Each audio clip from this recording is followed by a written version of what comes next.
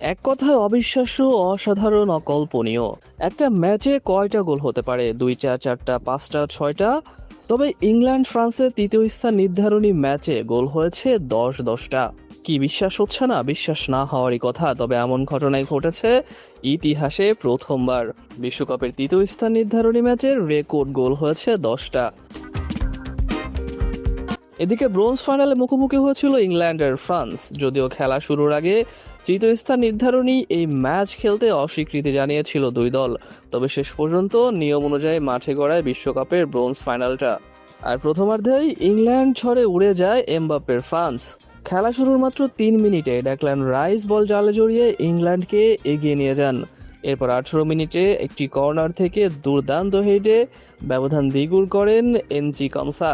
আর 37 মিনিটে বুকাও সাকা গোল করে 3-0 দলকে এগিয়ে নিয়ে যান।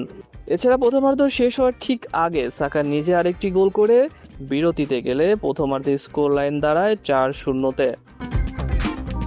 এদিকে বিরতির পর ছবিটা একদমই বদলে যায়। এবার যেন ফ্রান্স মাঠে নামে হ্যারি কেনের বিপরীতে টর্নেডো হয়ে, যার ফলাফল 48 মিনিটে কিলিয়ান এমবাপ্পের দুর্দান্ত ফিনিশিংয়ে ব্যবধান কমায় ফ্রান্স। এরপর 54 মিনিটে ব্যাডলি বার্কোলা আরেকটি গোল করে ব্যবধান 4-2 নামিয়ে আনেন। ফ্রান্সের প্রত্যাবর্তন তখনও পূর্ণ গতিতে।